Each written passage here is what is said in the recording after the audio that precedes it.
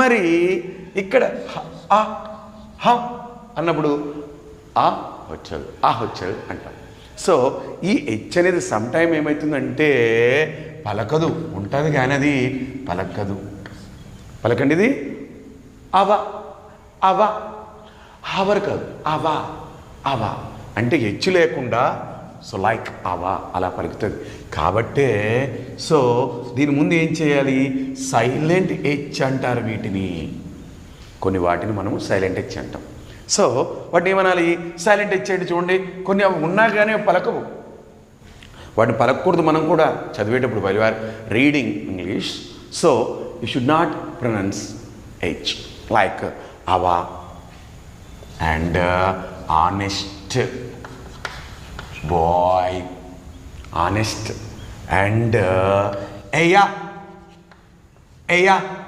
వారు